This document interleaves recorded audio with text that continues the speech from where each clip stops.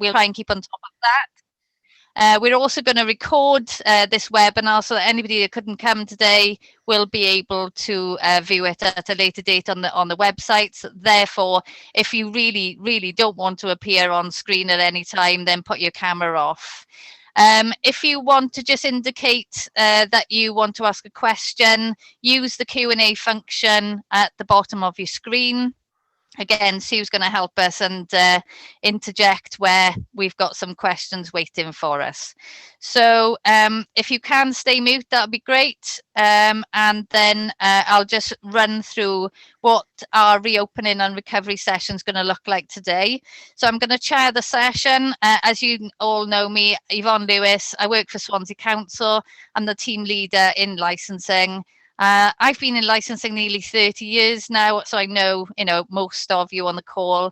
And as we were just chatting there, been to many Institute of Licensing webinars and meetings, conferences, and it really is our extended family when we do meet up. It's great to see everyone. I've also been on the UK hospitality group with Welsh Government since last June with my colleague here, John Donnelly, and I think Sarah Johns is on the call as well from Pembrokeshire. So we've been really in the heart of discussions with Welsh Government, doing our best for Welsh local authorities to input any concerns, amendments we possibly could along the way.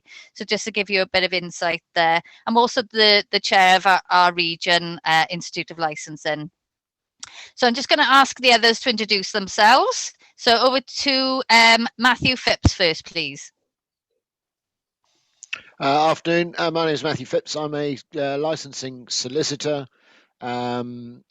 based out of the spare bedroom in Cardiff for the last 18 months or whatever it is. I'm also the legal officer for the Welsh region of the IOL, and for good or ill, I've probably appeared in front of a number of you with licensing applications over the years, and hopefully can contribute a bit toward the mitigations, particularly this afternoon. Fab. And John Donnelly? Good afternoon, John Donnelly. I'm the Principal Trading Standards and Licensing Officer for Conwy. I also manage CCTV services, and I'm leading on compliance with my other officers from Conwy. I've been out on the coalface like most of you since March, April last year. I think one of the things people forget is that officers have been out on the ground non-stop throughout this period, wherever we can be and safely. So that's what I'm going to bring forward today. I'm not the chair of anything else other than our local safety advisory group. So that's me. Thanks. And Inspector Jeff Lewis. You make you sound like Inspector Clouseau then, which is about right, I reckon. I've modelled my entire career on it. Yeah, Jeff Lewis, got 26 years policing experience, all of it in sort of frontline policing and a bit of training within the middle of it with new entrants, police officers, which is always interesting. Community safety for the last year, which includes the licensing department, crucially in sort of Cardiff and the Vale, which has been challenging and interesting to say the least. So I'm feeling every one of those 26 years. But yeah, nice to meet you all. Thanks for taking part on a Friday afternoon. And you don't look it at all. Oh, I do. It's good. It's a good life. Just glad you're here, and thank you to everyone for taking part. Okay, so we're going to have order of service. We're going to just talk a little bit about the timetable. We've just heard from the Welsh Minister, First Minister. Then we're going to look at some reflections really on everything to date, how it's worked, how it hasn't worked, compliance and regulation. Then we're going to look at the mitigations, and Matthew's going to take us through those this time. They were obviously updated on the 7th of June, and I'm sure we'll hear more about them being updated next week. We're also going to have a little look at the live music and the challenges that we've been facing around the queries on that. We're also going to look at the Euros and also events versus hospitality rules. We're not in any way, shape or form here to provide every answer, because we haven't got them either.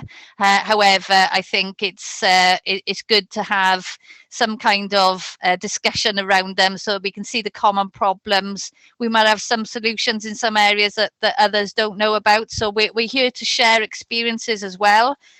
So we will be looking for some interaction from you. And if you don't mind, we might pick on a few of you just to give your experiences as well, to make it as interactive and interesting as possible.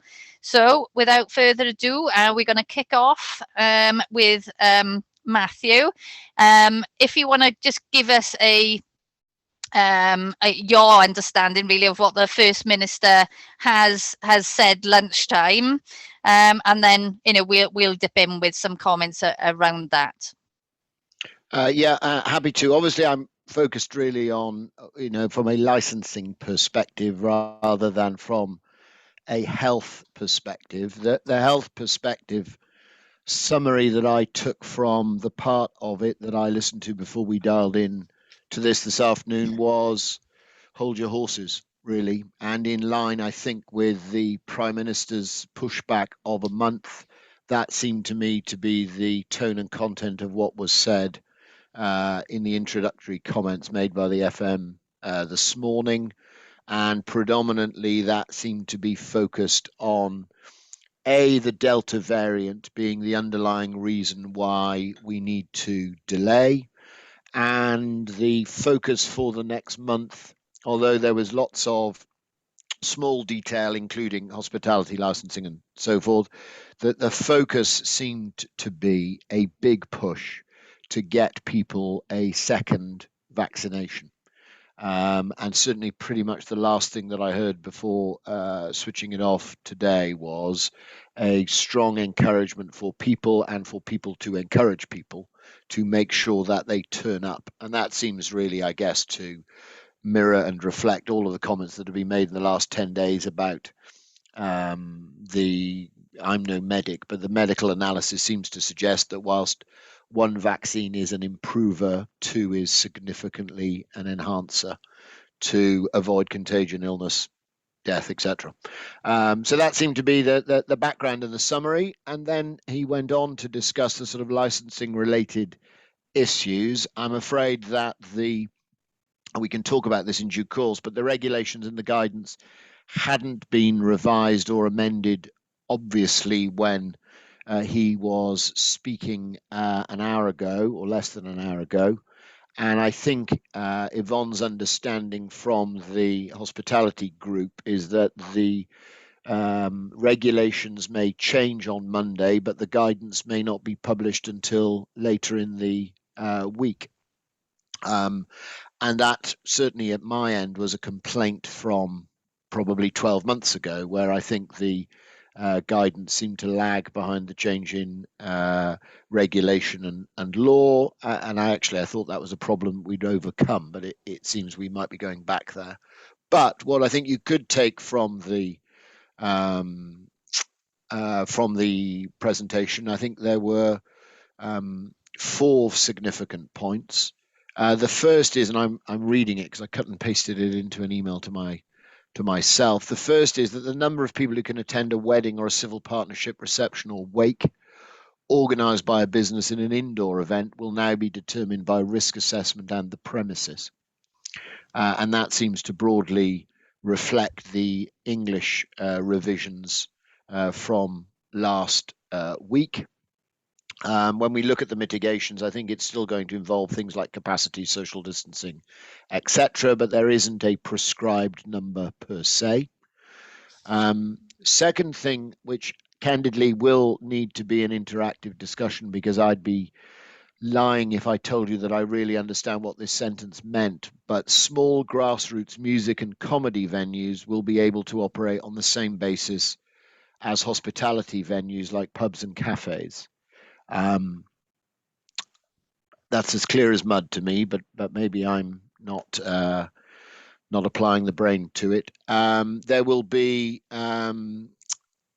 bubbles and overnight stays permitted for primary school children and in residential outdoor education centres, which will impact some of you. and then there was some discussion, again, I'm afraid no detail, about pilot events in theatres, sports and other sectors, which will continue through June and July. And I don't know if anyone heard the questions that were asked, but one of the first questions that was asked was about theatres and the development of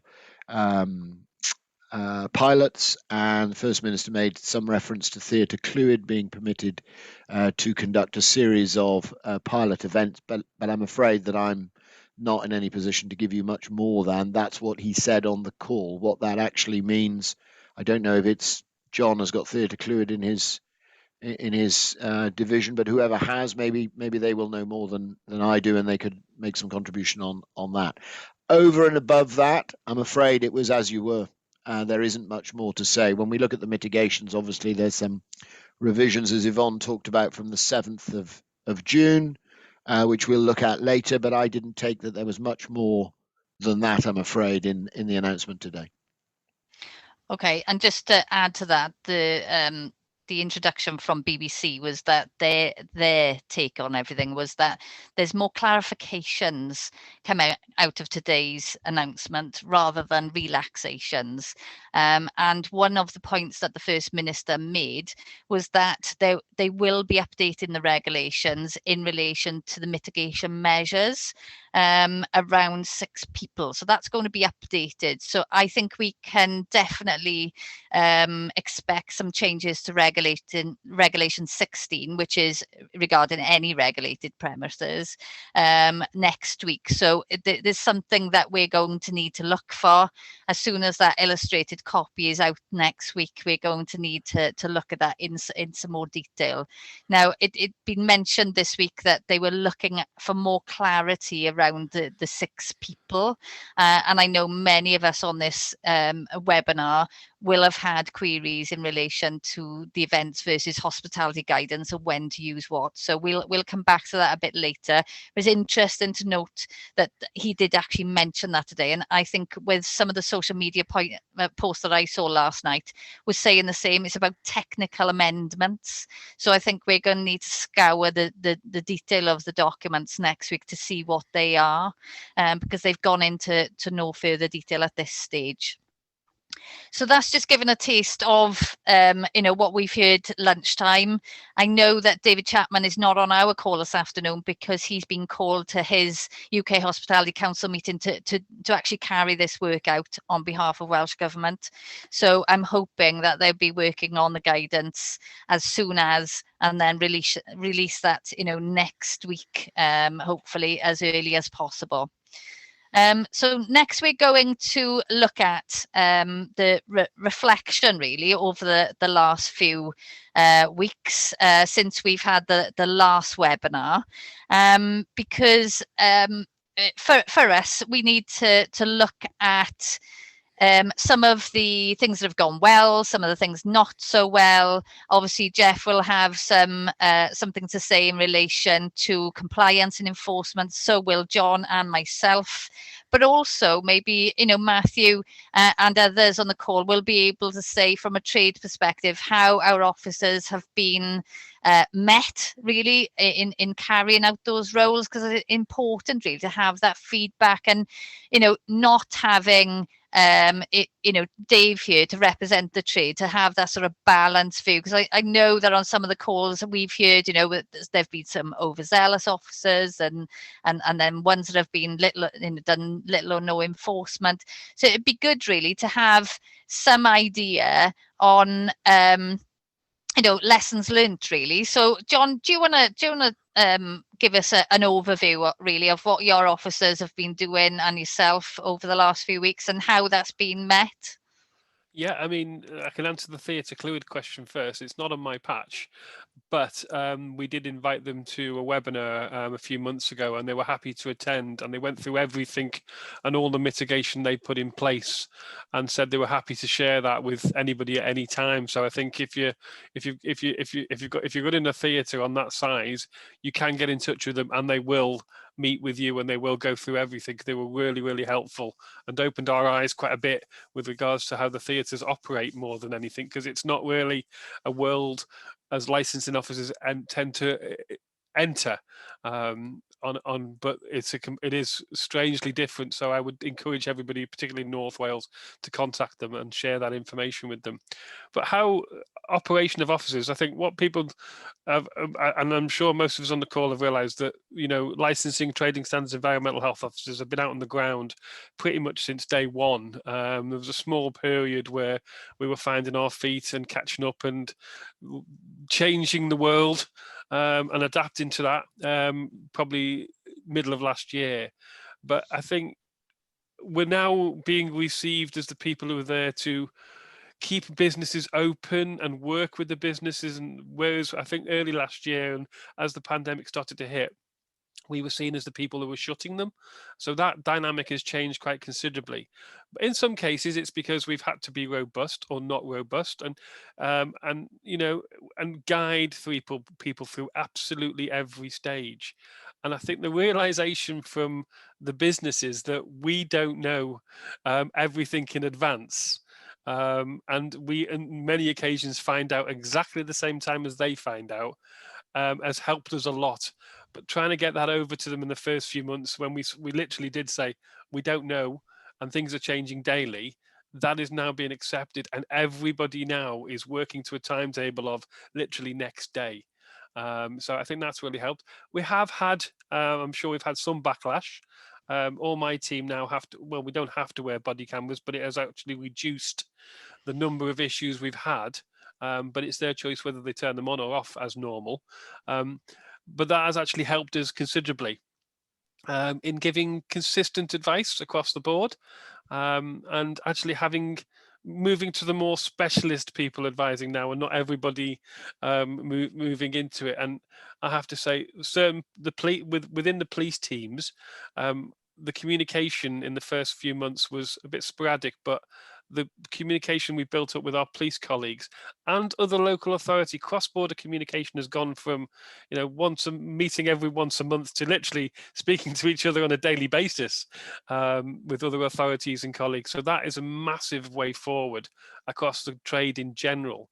And I think we have improved. The public perception of our officers is not always brilliant, and we still do get a lot of stick, and I'm sure the guys are out on the ground there are still aware of that.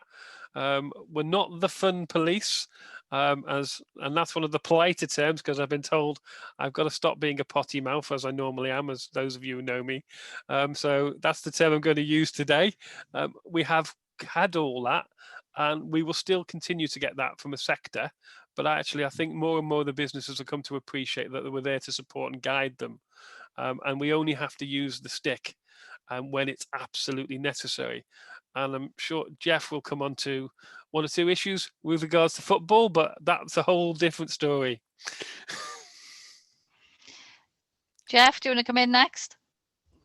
Absolutely. I might leave the football one to later on till our Euros one, but Yeah. I'm sure most are aware on the panel about what's going on with that. Yeah, I'd echo all of that from John. We're obviously different ends of Wales, north and south, but it still seems like the sort of ethos is the same both ends. Then, in that certainly here we've worked really closely with our local authority colleagues to the point whereby a couple of weeks ago, let's be frank, where things looked even more positive.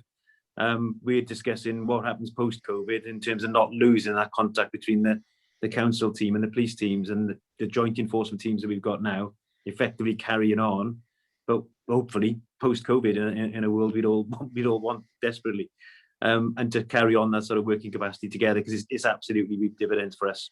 And we determine, the danger for us, frankly, we're highlighting as a risk, is that we could lose that relationship and go back to where we were, which is a bit more distance than not as joined up, and certainly not as convenient for everybody in terms of accessibility. That right now, for example, tonight, I've got a member of staff gone sick, and literally hot off the press, I've been answering email as I'm on here, that we'll just join that out, the one single member of staff I've got left with the council SRS, and we'll still have a team of two, effectively doing a joint job between us all. So yeah, absolutely, this has worked well for us. But in terms of the issues, and which is what you want me to concentrate on, then for that is I genuinely credit widespread compliance, genuinely across the board. We couldn't have managed, I don't think, if everybody decided they weren't going to comply. But the vast majority, of premises and sort of scratched their heads, worked with us and tried to work their way through the rules as we have. on a short-term basis and work out what is required of us all and how we're going to manage to achieve that. And I got to say, there's been very, very few instances of people trying to stretch the envelope, with any purpose other than a moral one of trying to make what they can in the right circumstances. So yeah, genuine credit with that. But yeah, I run 2 teams down in Cardiff. I've got a joint enforcement, 2 of interest to you anyway, I suppose, is a joint enforcement team with the council, which didn't exist a year ago, which is mainly around the sort of enforcement of coronavirus legislation. And then there's a licensing team, which obviously predated that and will post-date that as well, I suspect.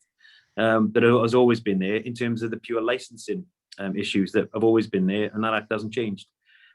So we've obviously got that massive overlap of issues and an overlap of teams now effectively working in the same space. So we've had to be really joined up about what those teams do and recognise as well where there's overlaps that one can do for the other as well. So that's been quite interesting and has worked quite well in practice.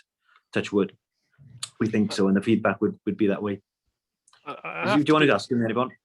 I have to be honest. There's one point that as Yvonne's mentioned that we've been working with Welsh Government on the hospitality group, and I was a bit cynical at first when I was asked to join, in the fact I just thought we'd be window dressing to say that they've consulted with, but actually both the trade and all the members of that group, including the Welsh Government colleagues, were actually listening to what we said, and we've only got small bits through the system that have come out in the regulations or the legislation, but those small bits that we've got through have really helped officers on the ground. Trust me, they get very heated on occasion, and there is a lot of heart and soul in those meetings from everybody there.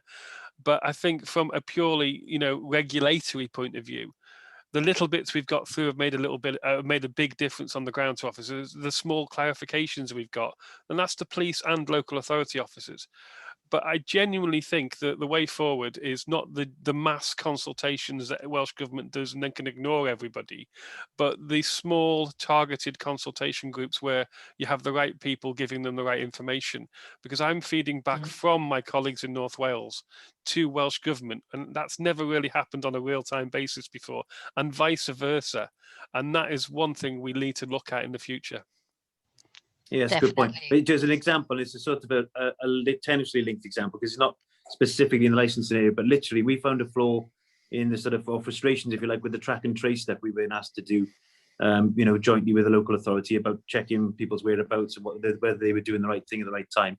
And that literally drain piped its way from us straight the way up to the top of the track and trace sort of pyramid, to the point where we got literally the questions they asked people changed, so that meant that we were more effective at the bottom end, and that happened within about 3 days. I've never known a change happen so quickly from a practitioner at the bottom, PC at the bottom, telling us it doesn't quite work as it is, to get it changed so quickly at the top. So there's definite lessons for us here in terms of some future processes to make them a little bit easier, because in adversity, it sort of worked quite well. I mean, a good example is what Yvonne and Matthew alluded to before: grassroots. A grassroots venue. If anyone can define it for me here, other than some dictionary, I would love to know, because I ain't got a clue. But the question has already been asked for Welsh Government. It's already gone back into the chain. So we would hope that we would get some reasonable answer pretty quickly, because it's a licensed premises if they're providing regulated entertainment. They're not. So those questions are almost immediate now, and we've got the facility to take that back straight away. Yeah, and it's gone, to be fair. So we'll wait to hear. Just on that point on grassroots, it was something that was Googled quickly last night, and this seems to be the answer. But if anybody's got any other definitions, please put them in the chat. It reads: the presence of a grassroots music venue or venues provides a central beacon of music activity that inspires towns, boroughs, cities to be musical, and the absence of one causes a dearth of music activity. So now we're all clear on that point. We'll move on. Well, just before we move on, though, if I might, because this would be my slightly jaundiced view of the same group that John and Jeff are making a positive comment about. The communications, I wouldn't personally have said, has been our shining light through the course of the last 12 months, because small grassroots music and comedy venues will be able to operate on the same basis as hospitality venues like pubs and cafes. Sounds like small music and comedy venues will be able to operate as pubs and cafes. As they have done. Anyway. As they have So done. there's So no change. exactly. And Yeah. Look, we're all trying to do the best we can, but the very fact that we're on a call here and that there's an announcement that was telegraphed last night, first thing this morning, and then confirmed at 12, and no one really knows what it means. No, that's right. Might say something slightly less than positive. Okay, before we do move on though to the next topic, which is going through the mitigations, I'm going to pick on one of my colleagues now. Is maybe Linda O'Gorman? Is she there? Would she turn her camera on, do you think? And just ask the question. Is she coming? Is she coming? Are you there, Linda? Thank you. I'm gonna pick on you.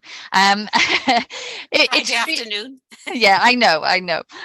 But where we've got now work that's increasing in licensing, our day job, and we've got rising cases, especially in the Delta variant. We've got relaxations coming from Welsh Government. What's been the sort of biggest challenge and message you've had to give as an authority when all of that's happening? Right. Okay. Difficulties we're finding is trying to sort of fathom out sort of meaning of the law and then how far they're sort of pushing it, really. I mean, we had an example recently with regards to pubs and clubs wanting to do events. And then it said about outside events can have they can go to a bar because it's in the open air. So they can go to the bar, they can queue at the bar, whereas a pub or club needs to have seated to be served sort of alcohol and consume food. So they were sort of trying to push the nth degree, saying, well, if we have an event at a pub or club, we can surely allow people to just go into the bar and queue as normal. So is the challenges are really is we seem to be out on a limb a bit in that a lot of training that's provided, and there's no thing against institute licensing whatsoever here, because things have changed so vastly, and it's changed so vastly in Wales, England and Scotland, and it moves quite quickly. As I say, an announcement yesterday, today we got to fathom out what do these bits mean, and we have a huge amount of events in Monmouthshire. So as soon as that floodgate was open, saying, you can have 4,000 standing, 10,000 seated, they automatically assume this is what we can have. None of them read the small print. There was no guidance saying, well, you actually need a risk assessment here. You actually need to do the social distancing, So we had to go back to them. And we had a lot of sort of very upset sort of brides-to-be who suddenly thought they could have this massive sort of reception outdoors, And it's working through that. And all the other bits, like, what is a business? Who is responsible? Who is able to do it? There's no clarity on that either. Could it be, I don't know, somebody who sort of does something within a club, have no experience whatsoever of risk assessment or anything like that. Suddenly they are a business that's doing it. I think is drilling down before making announcements, is actually saying, yeah, okay, we're great. We allow all these venues to open now, but they need to be put in the press release saying, but you will need to do this. You do need to do this. It's not you automatically get that number. And that's it in a nutshell. And I just think we seem to be out on a limb a bit of any training provided. It doesn't really take into account sort of the regions, like the Welsh regions, the Scottish region, the sort of Northern Ireland region. And I think moving forward, we do need to say, right, okay, this is a train, this is what happens here, but it does change in Wales, it does change in Scotland. And I just think we need that extra help, because we are not barristers, we are licensing officers, we might have had years of experience of dealing with it, but trying to sort of go through every bit of legislation is quite hard. And that's what I find really as a pitfall really on all these changes. Yeah, and I think, you must be the same as us. We're seeing an increased number of licenses coming in for events, temporary event notices, as you say, the wedding queries from our hospitality venues, and you're having to apply all of this with different, bits of guidance, and I think John will back me up here. I mean, the group that we sit on, it deals with hospitality. Then you've got a different group that deal with events, and then you've got a different group that deals with weddings, and you've got a different group that deals with tourism. And it seems that all the work is going on in silos and they don't really interact with each other, which is what has happened, I think, with the event side of things. Yeah. But I suppose that the point I'm coming to is that the pressures are really in, local authorities and the police, especially in police licensing at the moment, where these queries are coming. The applications are being made with no indication of that they're coming. So the work is increasing. The changes are fast and furious. There's nobody really explaining what they are. And I think it's good to know that we're all in the same boat. It doesn't help us, does it, in terms of, finding the answers or having the answers after they've made the announcement. So I said, speaking with Matthew yesterday, I think, we came to those conclusions, but it's nice to hear, unfortunately, that it is the same across Wales, where we do usually see a large number of events, that they are still planning on having them, even though we can see the sort of pitfalls with the events guidance, for example. So I just wanted to sort of make that really early on. And I think we still really haven't got an answer with regards to if there's an event at a sort of pub or club, they got these large grounds, can they actually go in? Because in the events guidance is saying you can go in and get served, to have your food and drink. Next breath we got, well, no, a pub or club, you've got to be seated, you can't go to the bar. We have one sort of bit of guidance there. And it just, you have different elements that conflict with each other. So you have the regs. There's a bit in the regs which says, if it's regulated gatherings, you can have, I think it was like 50 and 100 outdoors. And then next breath is saying, well, gatherings you would regard as being the sort of 4,000 standing, 10,000 seated, So I just think it's the clarity from the regs to the guidances. And if you've got different types of guidance, be it question and answer or events guidance, they all marry up, because that's the problems that we're having. I think some of the discussions we had, you quite rightly so, when we were discussing with Welsh Government, and I went to one of the events meetings for some reason, I got invited. And my question was, 4,000 people can now stand at the bar outdoors in an event, but 3 people can't stand at the bar in a pub. And that's the disparity. And the answer is yes, that's the case at this moment in time. And that's what we as officers have to go out and explain to people without the background to know. It's not something that's explainable really, but I think where we've hit the process there is locally, at least we've been able to talk to each other across authorities and offer the consistency. We've all agreed to a point within the enforcement regulatory regime that this is what we believe it is today. So this is the advice we're giving you today. And we have had, I think probably in the past, pre-COVID, we were always a bit slow on rectifying things we may not have given or done right in the first place. But now we're literally going back to people the following day and saying, actually, we've had clarity now. Here it is today. Sorry, what we told you yesterday was wrong, but now this is what we're telling you. And then going back the following day and going, actually, what we told you yesterday was wrong. But this is it today. And I think because of the situation we're in, a lot of businesses have accepted that we were trying to point them in the right direction. There'll always be a training issue, but by the time we've trained people, things have changed. But I think one thing that needs to be realised across the UK is there are different rules within each of the home countries. So yeah, I think that isn't really realised by the public, and we need to get over that. Wales, Northern Ireland, Scotland, England are completely different. Can be completely different with regards to legislation and regulation, but locally we are getting it together. And I think the key is we're not afraid to go out to these businesses and say, yes, we were wrong. We've got new guidance, and yes, what we told you yesterday is different today, but you're going to have to accept that and move on. And a lot of them do. Yeah, I'd agree with that. If I can pick up on that just one perspective, Miles, and that's that logically, this is about the most challenging time that it is for us. I think, to be honest, but it was easy when it was lockdown. The rules were really quite minimalistic. They weren't too hard to understand, and they were tended to be the same everywhere. As and when things unlock, especially different rates in different countries, inevitably, and you reintroduce travel into it as well as another equation, and still give that to the same authorities to try and manage, then it's about as challenging as it can be now in terms of people's understanding of the legislation internally and externally, more to the point. So yeah, we've always recognised that now, frankly, is probably as difficult as it's going to be in terms of understanding that legislation. It's neither one thing or the other. It's that interim halfway house where things are starting to get released, and you're going to have these questions and differentials between different areas of business and industry. It is quite tough, and we do regularly feed that back up. And I think there was a lot of preparedness when Welsh Government came out and said, "Oh, entertainment can now take place tomorrow or next day or whatever," and we were all unprepared for that change. I think everybody was across the board.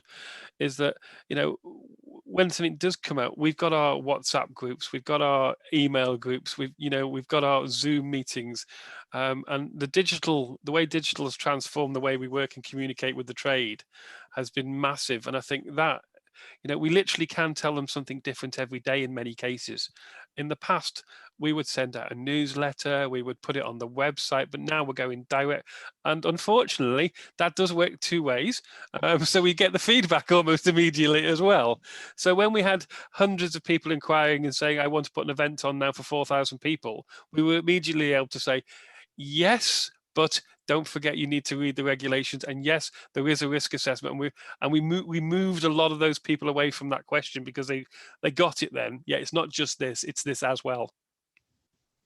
Absolutely. And just going back on some of the points that Linda made as well, we have raised those questions, and I think that's what's prompted the technical amendments that will come next week, fingers crossed, because they could see there was just so much confusion from local authorities and police. We've been feeding them in constantly. As soon as we see them, we've got that route in, and they might not come back to us because they don't have the answer there and then, but they are raising it with lawyers to be able to make those changes.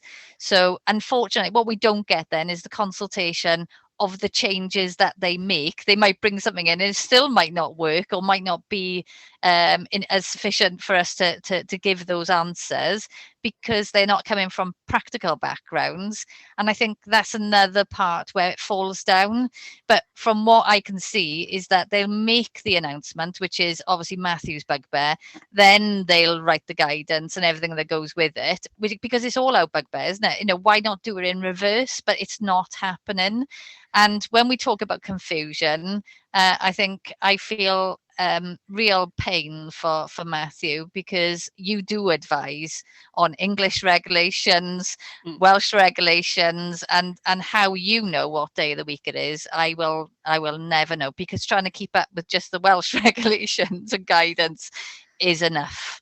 I mean, actually, although a year ago that was genuinely a nightmare. It was impossible, because we had, to my mind, and this is a bit more political than probably this webinar wants, but we had change for change's sake in some cases, in my view. So track and trace, which I think Jeff mentioned, we don't have track and trace. We have test.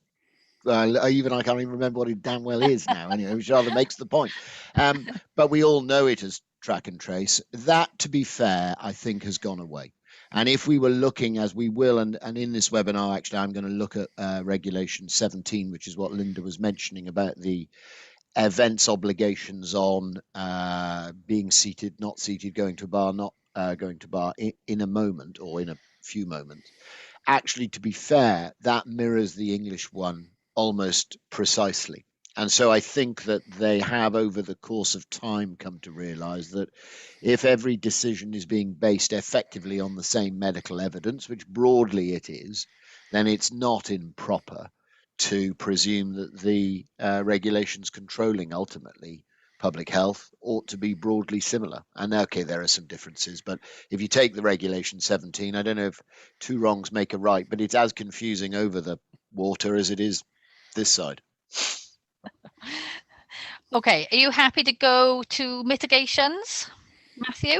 Yeah, I am, but when Jeff and John were just talking about sort of enforcement philosophies and or approaches or reflections on it, I did just make some quick notes. I don't think I'm the only person from the broadly from the trade here, but I thought I might just, if no one objected, just give a couple of quick observations, sort of by way of from our side of the fence, as it were, on enforcement and so forth. And first thing I thought I'd just mention was communications. I think that communications has been pretty modest from Welsh Government, and the production of guidance after the law has changed, but not for days after it's changed.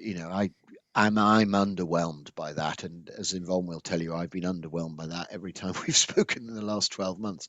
And that goes to Linda's point in part, is that you can read one set of guidance and interpret it in one way, and you can read another set of guidance, interpret it in another, and it's not entirely clear which is the guidance that trumps the other guidance. But a couple of observations. So, and I'm cherry picking just the ones that I know best, but I can see Emir is on this call from Carmarthen. Some authorities, perhaps many more than I know, have, I think, really excelled in getting emails out to their email group. And I guess John would say it was a WhatsApp group for him, but where there is an attempt to attach links to the most recent copies of the guidance, attach links to the most recent copy of the regulations, provide some text about how that's been interpreted by the local authority and how it's been received. And I have seen lots of those. I think Newport also have been doing that with their pub group. Alistair, I can see, is on this call, and I've been sort of privy to some of those. I mean, I think that's been really impressive. I think John's right that a year ago the Fun Police sort of commentary was floating around, but I don't think that there's half as much of that as there was before. I think there's a recognition that people are generally working together. Obviously, there's exceptions, but there's always exceptions. The other thing, particularly that Cardiff have done, I don't think Cardiff are on this call. I can see Claire from South Wales Cardiff Police is on, but I was meaning from the licensing authority that Rhys Morgan particularly has effectively held webinars for the Cardiff Licensees Forum, or with and through association, the Cardiff Licensees Forum, and for Cardiff, which is like the Cardiff Bid group, where there has been something like this, where new guidance will come out, and he effectively has been the person appointed by the council to take the licensees through the guidance, how he interprets it, how the authority will be interpreting it.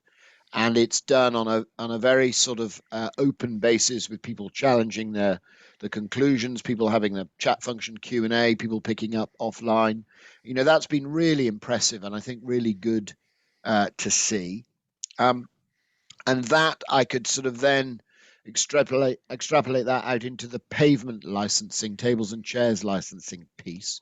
Personally, I think it's a terrible missed opportunity for us in Wales not to have had the opportunities that England have had with pavement licensing. I realise that not everyone's going to share that view, but in England, effectively, there's been a broad deregulation of pavement licensing to allow a much cleaner, quicker, cheaper process to allow people to expand their footprint, which, wouldn't necessarily suit, and applications get refused, but you can get an application in pretty quick. And I think that's been expanded out to September 2022 in England, which we don't have. But a number of authorities have their own pavement tables and chairs licensing policy. Appreciate this might not be what Yvonne wants me to talk to, but in Cardiff, initially, there was some talk particularly of that stopping at, I think it was 11 o'clock. It might have been 10 o'clock at night, as per the earlier curfew. But when we came out of a curfew world, which I guess we're probably not going back into, what that effectively meant when we were only able to trade outside was that there was inadvertently or otherwise a curfew imposed. Because if your tables and chairs outside areas were only permitted to trade until, say, 10 or 11, and you weren't allowed to trade indoors, then actually what was happening was there was a locally enforced curfew. And Cardiff, to their great credit, they came under a bit of pressure. The Licensees Forum were pretty robust with them, and they changed the policy. Forgive me for not remembering off the top of my head what it is, but I think it was midnight in the week and 1 a.m. Fridays and Saturdays. And actually, I'm sure there was the odd licensee in Cardiff huffing and puffing about it not being 2 a.m., but actually the broad consensus for the licensees of Cardiff was well done. Thanks for listening. Really appreciate the support. thanks for giving us a go. And it was made very clear, quite rightly, by the enforcement agencies that if you cock it up and if people are badly behaved, we're taking it off you. Well, everybody was happy with that. And that seemed to, and I'm sure there were some exceedances. Jeff probably could talk to, or Claire could talk to them, some issues and some failings, and probably people, may have had too much to drink and that sort of thing, and been modestly behaved. But broadly, it was very well observed and very well received, and that merits some comment, really, because I do think that's very positive. Is that fair, Jeff? Is that a reasonable summary of that particular thing? Yes, spot on. And I got to be honest, I'll confess to you that we were part of the ones who were reticent about that going backwards. It sort of suited policing purposes, to be honest, to make it less onerous and less far into the night, and it stopped any noise issues. There were in some outlying areas, not an issue in St Mary Street, the space centre of the city, for those of you that would know it, but much more so in the suburbs where big beer gardens, those sort of issues were really relevant ones. And funny enough, as this meeting started, one pinged into my inbox now about a complaint about the noise difference in a nice rural area of the Vale, whereby people that now sort of living nearby a nicely well-run pub, and now quite sort of on the front foot about the noise levels they've got at midnight, around their premises. So there's a bit of give and take in it. And but I've got to say, I back up your comments 100% in that we have found there has been no great clambering or issues that resulted that would lead us to believe that was a bad idea, to be perfectly honest. I accept the fact that that's worked well, and it hasn't given us the issues that perhaps worst case we feared it would do. Okay, well, I mean, that's very helpful. And two other quick points, really. One was just in terms of enforcement, which I think probably tipped slightly into sort of the lack of cooperative, collaborative working that generally, I think, licensees across England and Wales would say that they've experienced, tended to surround marquees, tarpaulin, that sort of thing. A couple of closure notices that I can think about, couple of implied risk of reviews, where particularly marquees, tarpaulin of one form or another had been erected, perhaps obscuring a camera that covered an outside area, so forth. Licensees who've spoken to me and I've spoken to them, I don't think they had any issue with the officer coming along saying, look, it's now obscuring the camera, can you get it amended? But sometimes the tone and the manner in which the licensees thought they were doing the right thing by adding tarpaulin and trying to take advantage of outside areas and so forth implied that they were doing something. Villainous is a bit strong, but it wasn't an innocent mistake, as though they'd purposefully obscured the camera, and there was nothing in it for them to obscure the camera. That would be some observations I'd make. And some of the closure notices, or a couple of the closure notices that I'm aware of, they were I suppose maybe I'm skewed by the thought of I know who the licensees are, but can you sit down? Let's have a coffee. You need to sort this out. I'll come back in 48 hours. Let's make sure that this has been corrected. That would have done the job. And my sense was that, and whenever I say respectfully, of course, it means I'm about to be entirely disrespectful. So respectfully, it was always, it seemed to me, relatively new officers, not that familiar with the operation of licensed premises, who felt that they had to default to a world of formal enforcement. The more senior officers, the ones who've been around longer and more familiar, tended to be able to sit down and say, look, sort this out. And they might follow up with an email, they might leave a note. It wasn't absent any paper trail at all. But a closure notice on a restaurant that's never had an issue or a problem, bang in, because the way in which they've erected the marquee is arguably enclosing the space. That sort of thing has been a bit disappointing, and that probably leads me on to, I mean, we're a bit past it now because hopefully we're indoors and outdoors hereafter, but and we look at the mitigations in due course, but the three sides open implication of what outside is, when it clearly wasn't that, it was 50.01%. From a licensee's perspective, we'd say that was pretty disappointing, that people sort of presumed to get it a lot more open than it needed to be. And then the final point, really, which is to sound as though I'm completely flipping my normal allegiance, is that seen that the Met Police have made, and I know we're not in London, but the Met Police have made a couple of observations about enforcement recently, where they've effectively said, more eloquently than this, how long do you need to understand what you've got to do? And, we started off with the 4 E's of sort of, educate and all that goes with that, encourage and so forth. And ultimately you end up with enforcement. I don't know many licensees who don't share an acknowledgement that actually we're 15 months into this.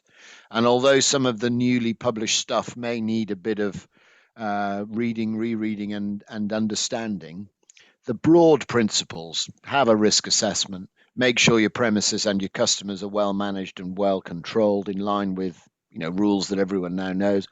Most licensees get that. And so I'm not sure that there'd be much pushback from the sense of, for those that are not adhering to the tone more than the content of what's required. I don't think it's unreasonable for officers to stamp their feet, a bit quicker than they might have done 12 months ago. But maybe that's just me. But I think that's most clients, actually.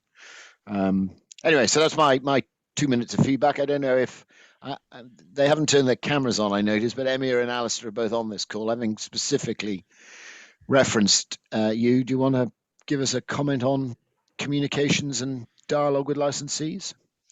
I guess if you don't turn your cameras on, I'll take that as a no. Okay.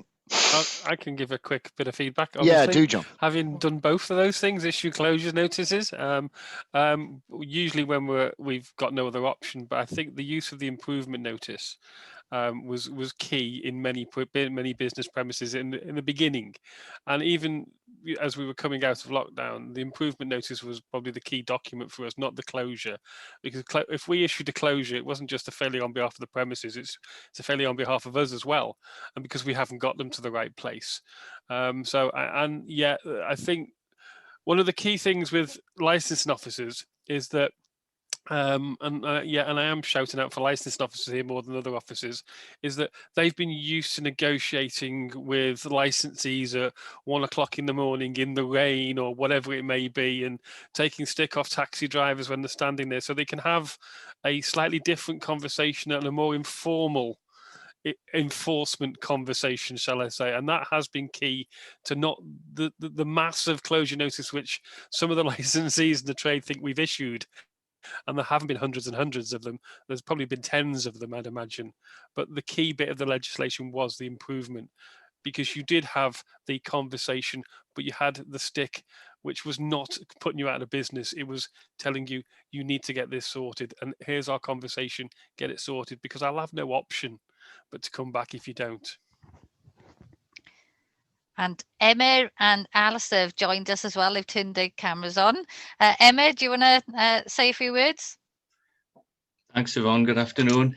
And thank you, Matthew, for mentioning our comms, our emails out to the trade. I'm sure most authorities have tried to push out as much of the guidance and information that was coming out of Welsh Government as we have.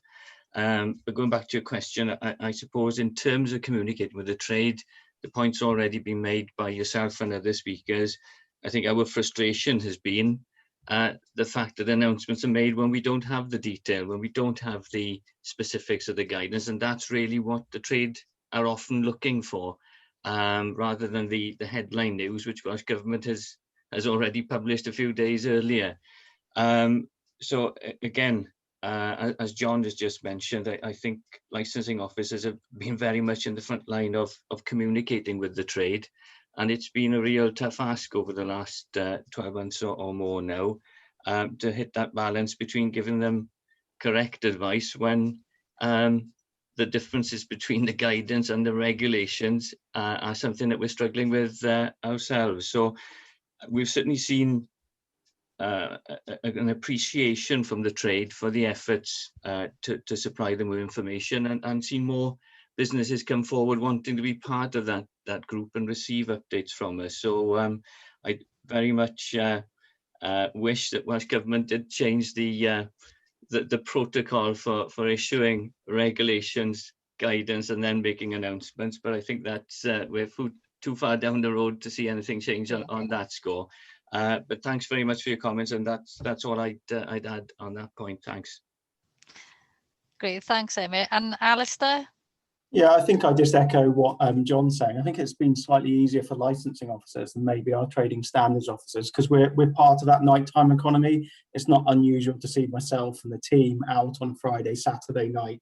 So instantly when we're communicating with premises, it's not unusual for an officer to go up and speak to the licensee on that evening. So, you know, communication has been key, but also with communication is allowing flexibility. I think Matthew's mentioned the outside areas. Currently, our hours, they've changed so many times from 10 to 11 to 12 to 2, but it's allowing that flexibility, communicating with the licensees, explaining, you know, the hours are temporary. If there are noise issues, they may have to go down to 12 o'clock, but allowing that flexibility, having that communication with the trade has greatly assisted.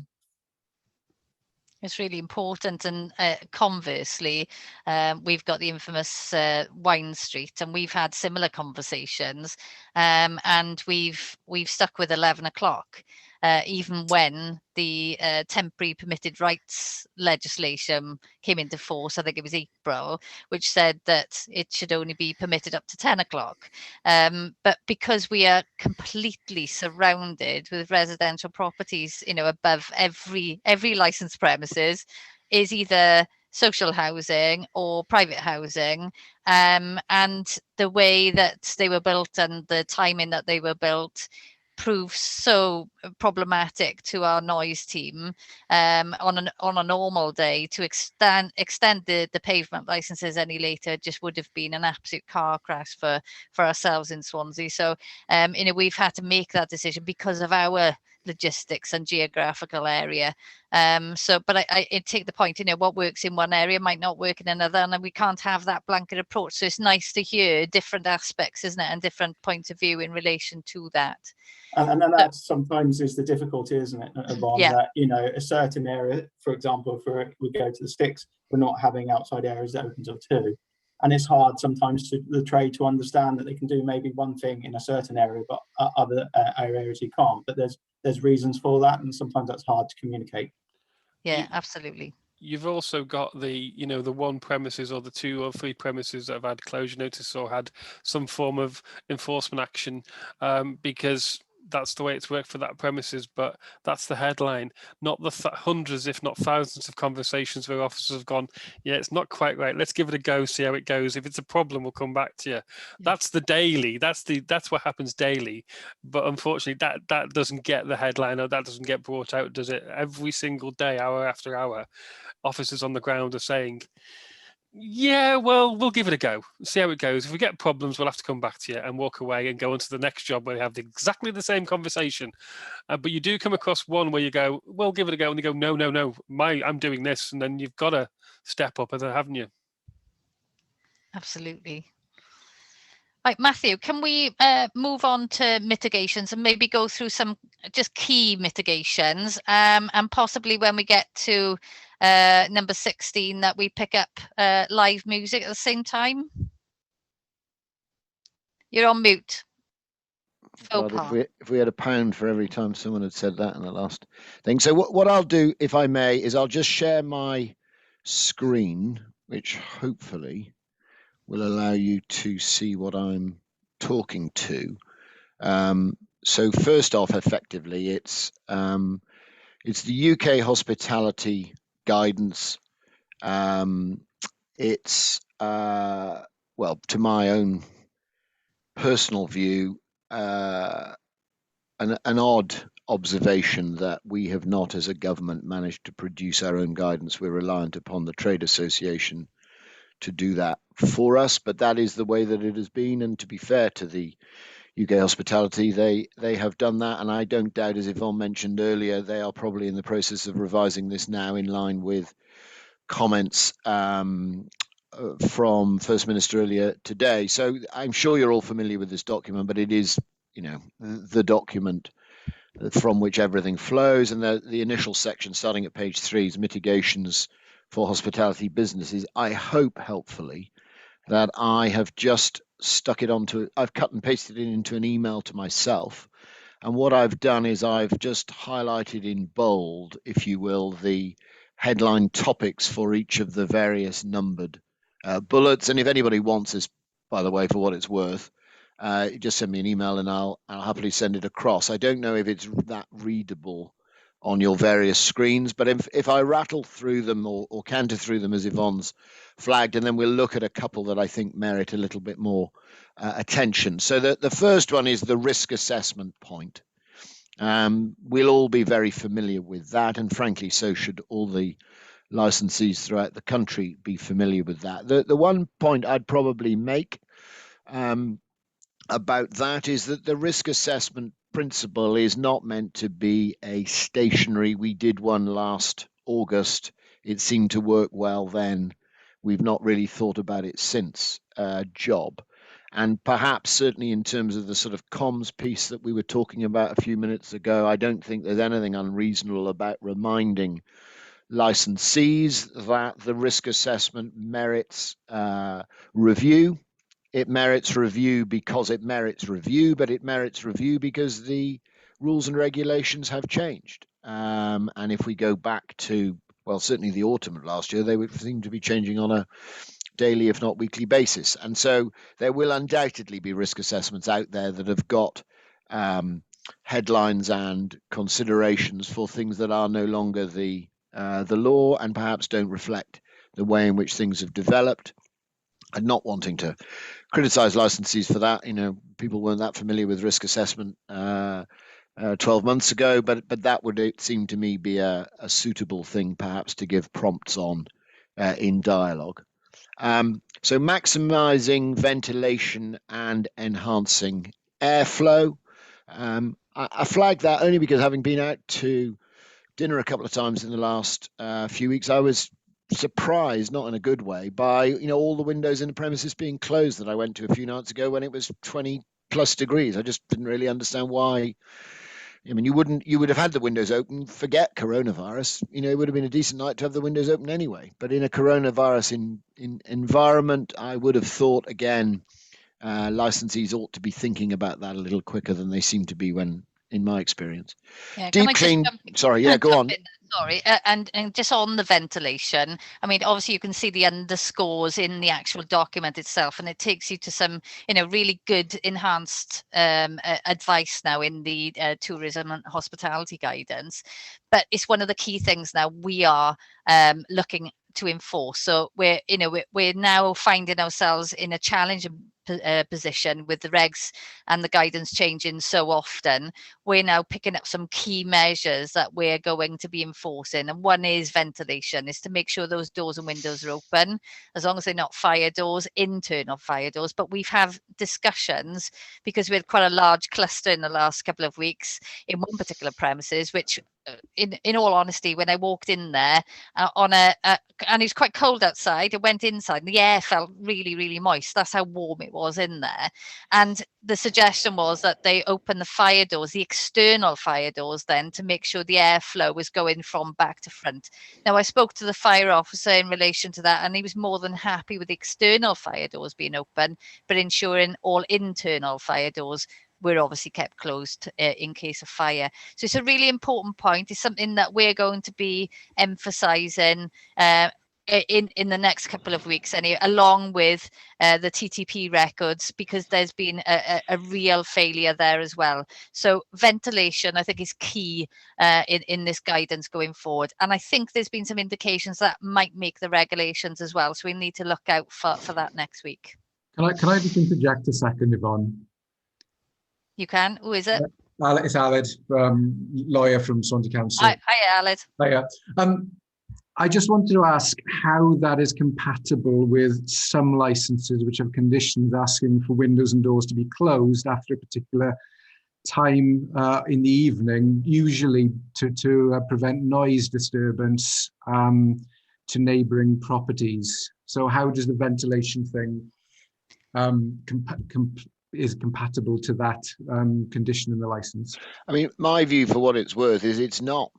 But unfortunately, I think that there's lots of this that is clearly incompatible with what we previously known. And I'm afraid I think it's a question of prioritization.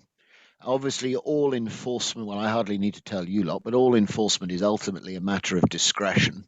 And I think that if in the coronavirus world in which we live, someone were breaching a licensing condition that said doors and windows would be closed after 10 p.m. and they had their doors and windows open, I mean, good luck to the enforcement officer who wants to cause a review or prosecute the premises, because they'll be on the cover of the Daily Mail on Thursday, and I can't imagine they'll want to be. I mean, it's not an answer, Alid, because you're absolutely right. It's incompatible. There is lots of conflict. I mean, the one that I wanted to flag, actually, which is in paragraph, well, I'll flag it in a minute, but the guidance here, if you go to paragraph 4, says maintain so ensure compliance with social distancing. Look, I'll highlight it because I think you can see it on my screen. And other reasonable mitigations within the venue, e.g. implementing mitigations between tables where it's not possible to maintain 2 meters of space and maximizing ventilation. Now, if you'll just allow me to go to the actual regs themselves, the regs say you've got to take all reasonable measures to ensure the distance of 2 meters is maintained. And it doesn't say unless it's a bit awkward and then you do 1 meter and you have a few mitigations. So, you know, even the regs and the guidance don't tally, and we've all got used to that. I'm not telling anything anybody that, you know, on this call doesn't already know. I mean, it's a crappy answer, but I think you just got to shrug your shoulders and choose the one that's more important. I suppose it depends who shouts loudest as well, doesn't it? Well, as long as they do it with the windows and doors closed, they can shout as loud as they like. Thank you. Thank you. And whether they live in the Vale or not. You've Yeah. probably also got to look at the reason why they've got the windows and doors shut. If it's because they've got loud music and entertainment, and they're not having loud music and entertainment, then it kind of answers the question for you, doesn't it? Yeah, and a lot of those conditions actually often say when there's regulated entertainment conducted, you should do X or Y. But Alid's right, though, there are conditions that simply say at 10 o'clock. Often that the front door of the premises, or words to the effect of the front door, or a lobby effect is created, and that sort of thing. I mean, I've had quite a few conversations with licensees who've got conditions on their license that they just never removed because they never got round to it. And windows and doors and packing away furniture is one of those conditions. So at the same time as giving some leeway, you're encouraging them to review their license, not in the review sense of the word. But no, but to do a minor variation and get rid of it. Yeah. Okay, so look, just again to slightly canter. So deep clean before reopening. Well, we're a little bit past that, but obviously the risk assessment obviously should reflect a cleaning regime that's appropriate to the premises. So we then got social distancing, which, and I'm guessing from the fact that nothing was mentioned today and some commentary that was floating around yesterday, we're stuck, I think, with social distancing for a while. Whatever happens on the 19th of July or whenever the next 3 weekly review date will be, my instinct, based on no particular knowledge, is some form of social distancing will be, you know, around for a long time. The question that'll be quite interesting to find out from a Welsh perspective is whether we end up defaulting to what's now the generally acknowledged English version, which is 1 meter, well, 2 meters as a starting point, but 1 meter with mitigations, which the guidance instinctively feels to me that it's leaning toward, whereas the regulations clearly don't, and it should be 2 meters. But again, going back to Alice's point, there are contradictions in all of this. Controlled entry, that does feature in some of the revised regulation, particularly 17 that we'll look at in due course. Collect contact information, and obviously the NHS app not being the mechanism by which you can rely upon that. That's been around for a while. Personally, purely on a social rather than a professional observation, I'm skeptical as to the degree to which this is being imposed and or enforced. Its availability, I don't challenge at all.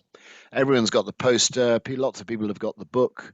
Lots of people have got material, notices, and so forth. Just having had a couple of pints in the pub the night before last, I didn't see everybody signing in the appropriate manner. Some people do, some people don't. But I was surprised that there wasn't anybody saying, come on, clock in or what have you. Anyway, that's another point. Sorry, Matthew. That no, go has ahead. been a real problem. We've had a few clusters in Swansea the last couple of weeks, and they've centred around hospitality.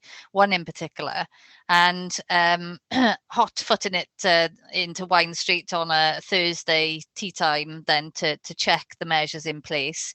They were, carrying out test, trace, and protect. However, only the lead party booker. So, 6 people will go in and you only had the contact detail for one. So we had an outbreak, which I'm not allowed to call it, but it's a cluster that could have affected 538 people. And we had 130 names from the premises. So they thought they were doing everything right. It was old regulation that said the lead person. It then changed in, say, November, December. So I think it's a key point really for today that if you're not already testing the back office system in the premises as part of your compliance checks, please do so, because there's a lot of non-compliance. I'd say I found probably 80% only taking lead persons, and they'd fallen into the trap of only doing NHS app again because the management had changed. Duty managers on and thought that was fine. Now it is in England, but it's not in Wales. So I think where we've got that head office issue again, where it's based in England, is causing us a problem. And it's about the continuity of that information getting to the premises being really important. So if you haven't already done so, it might be something that you instruct the officers to just challenge and look at. I mean, we even booked in ourselves so that we could see ourselves on the system the other side. So just to bring that up today as a particular problem that seems to be growing. That's helpful, and certainly that was my social experience. Number 7, customers to be seated at all times. We'll come on to issues of events, but my comment is I think people get that. People have gone to lengths to make sure their premises are laid out to tables and chairs and that the furniture is suitably spaced and so forth. I don't see much. The feedback that I've had from clients, predominantly making sure that tables don't intermingle has been probably the internal enforcement thing that they've been most alive to. And I don't know that there's that many bookings of 6, 6 and 6 who mysteriously all say, can I sit next to the table that rang half an hour ago and booked a table of 6? But there's been some of that. And making sure that people don't get up and swap seats with each other. That's certainly been a feature of the sort of internal enforcement. I don't candidly know the degree to which that's ongoing, because obviously you've got outside areas and greater freedom outside now. So perhaps that's a thing of the past. So 8, entering premises, 2-meter maintenance, so forth, one-way systems and so forth. There's lots of that. That's a hangover really from last year. Face coverings, I'm still personally astonished by the number of people who don't seem to wear face masks internally, whether that's Tesco's or the garage or whatever. But I guess they will say, well, I've got a condition that exempts me from the obligation, but I would be surprised. But generally that's well observed, I'd say. And people tend, certainly from what I've seen, I've not had any feedback to suggest otherwise, that when people get up to go to the loo or to go for a cigarette or to go and use the phone or whatever it might be, they tend to use that. Maximum capacities. Yeah, people on the production of the risk assessment generally did an assessment of that. Signage, well, you'll all know there's lots of signage and it's been in play for a while. Fixed teams of staff seems to be seemed to be a thing that was adopted. There's a genuine staff crisis in the hospitality trade at the moment for reasons that are probably only too obvious, which is, why would you choose to work in an area where you may not be able to work through no force of, through no fault of your own and forces outside your control, when you could get a job doing something else? And I certainly know of a number of clients, one particular example stands out, who conducted training for 8 people front of house staff, and none of them turned up on their first day at all. And the other thing that I think some hospitality businesses have suffered from is that they've put people on furlough, and obviously for the last several months, putting people on furlough has meant that they have had to dip into their own pockets to meet, some of the obligations on continued furlough. And then they've called the people back to work when reopening was starting again. And the people have said, oh, sorry, I've had another job for the last 12 months. I've been working elsewhere. And, that's been, or I no longer want to do this, or, I've had a career change or what have you. There's a lot of people in hospitality have been let down in that way and are struggling to find people. And if you really want to get into a long and complicated political conversation, the word Brexit features certainly in what lots of my clients say in terms of kitchen staff particularly. But anyway, that's a conversation for another day. Staff representative for the dialogue and the risk assessment, utilising outdoor spaces. We are obviously slightly past that now, but I have not found the at least 3 sides or comment, which I've highlighted there, at all helpful. It's just wrong. It was what the original guidance did say, but in England, outdoor was always understood to be what would be permissible for smoking, and that's 50.01% or 51% as it's articulated here. That probably is the area where I personally have seen the most, what's the polite word, keen enforcement, where marquees have been, to my mind, open, but to officers' minds closed. But you'll all have experience of that. Then we're into TV at 16. We thought, conscious of time, but we thought that we would pick up the Euros as a sort of practical discussion, not so much part of this mitigation piece, but obviously with Wales beating Turkey, then even if we lose to Italy on Sunday, it's likely that we'll go into the knockout stages. TV broadcasts obviously to be kept at background levels. Then live music can now take place, subject to undertaking full risk assessment, which obviously goes to issues of airborne aerosol transmission and presumably the positioning of performance and the audience and where the audience may be seated and in what numbers and in what proximity to the artists and so forth. And obviously there's a comment at the end about noise, which probably isn't much to do with coronavirus, but anyway, it's probably good practical advice. Going back to the earlier comment about grassroots music venues, I can't offer you any real understanding of what that means. This is what I would turn to. You've got a permission to allow live music now, or live performance, which I guess extends beyond live music, to be fair. And live music and live performance can be undertaken with a full risk assessment for the venue in line with all of the other principles. So I don't know. I don't know that excludes nor includes a grassroots music venue or a non-grassroots music venue. But with the guidance to follow, maybe that's a point that will be made clear next week. So then prohibition on shared activities or activities that would breach the rule of 6. That seems to me to want you to conclude that skittles, darts, pool and other pub games are prohibited. I'm bound to say that I have sort of said to clients in the past that the way I've interpreted this is a presumption that it's prohibited unless your risk assessment can manage it in such a way to make it permissible. And that seems to have got some decent traction. And officers, I think initially were like, you can't do this. And now they're much more, well, you will be allowed to do it if you can prove to me that you can do it safely and appropriately. And that seems to be okay. Access to indoor toilets will be allowed to customers and staff only. Probably not much to say on that, although the logic, bearing in mind the scenes that you've all probably experienced of people consuming excess alcohol in outside areas with a plastic pint over the last, well, whether it's this summer, but particularly last summer. Why the national guidance would want to exclude the access to toilets to anybody is totally beyond me, but what do I know? Then food on a buffet service, well, that probably doesn't merit much comment now.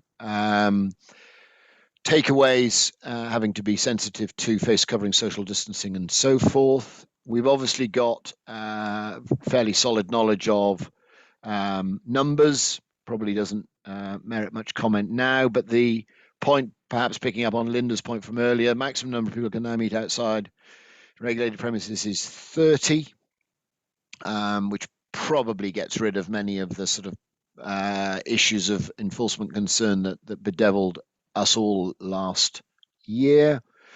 And then there's regulated gatherings. So the maximum number who can attend regulated outdoor events, 4,000 if not seated, 10,000 if seated. But critically, and I think it was a point John made earlier, that doesn't mean that it's necessarily going to be that easy to put on a 4,000 capacity or indeed a 10,000 capacity event, because all of the other social distancing, risk assessment regulations and guidance subsist. So I think you'll probably, well, many of you will have seen, I think the Canada and the Argentina matches are going on at the Principality Stadium, but I think they're limited to a capacity of 8,000. I was due to go to the cricket next week and had an email from the Swalek Stadium saying that, well, I read it to say, and then somebody may know better than me, but effectively there's now going to be an assessment and a lottery of the tickets that they've sold, because the tickets that they've sold will oblige you to effectively sit next to an empty seat until the 2-meter distance has been achieved. So if you imagine looking down on a block of seats, whether I guess this would be equally true in a cinema theatre, but in a sports stadia, if you've got 2 or 3 people sitting next to each other, presumably from the same household, then all the seats behind, in front of, and to the side of them would presumably have to be empty, which obviously reduces the capacity. I think the email said to 4,000 at the Swalek, might have been 3,000. There was last year, just in passing, I can't help but repeat this because it made me laugh at the time. There was some great email between solicitors interested in cricket last year that observed that if social distancing is to be observed, all sports events would be adversely impacted by that, other than county cricket, which has been a socially distanced sport for as long as anybody who's ever been to Sea Glamorgan can remember. But anyway, that's a conversation for another day. Yeah, and that, I hope, is accounted through the mitigations.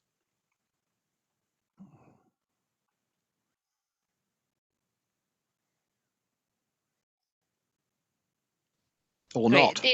Yeah, I couldn't get myself off mute then.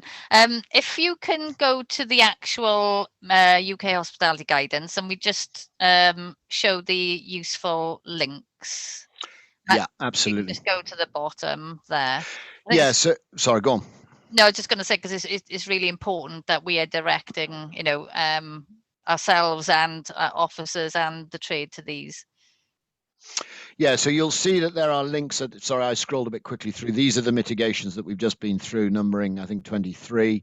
But there's a link at the bottom. And if you follow on that link, that link will bring you up at this document. And this is and if I just go to the slightly more readable version, this is effectively the tourism and hospitality guidance. And obviously, well, I'll not take you through it all now, but it's very helpful that the link automatically follows through in the Welsh Government, in the UK hospitality / Welsh Government guidance. I think that's an important point, because a lot of officers didn't know those links were there. I'm not saying all, but a lot of them didn't. And when I've been into premises and they printed the document off and they've gone, look, I've got the guidance here, but it doesn't quite work unless you've got the links that take you to everywhere else. And a lot of the hospitality industry don't know those links are there on that document either. So I think just reminding them that when we're out and about is a really useful document that takes them everywhere they need to go. Absolutely. There's a number of hyperlinks in that UK hospitality guidance. As we said earlier about the ventilation, it takes you to posters that businesses can download. They've got the risk assessment in the appendices of this document. It'll just take you to those pages so much easier, and is really, really helpful. So I think it is key. This document does it. If it's electronic, you can click those links and give them the signpost there. So as John says, it's really, really important that we know about it at least, and then can pass that knowledge on. Okay, can we sort of canter then to the live music challenges? So you might want to go back up to regulation, the guidance, sorry, number 16.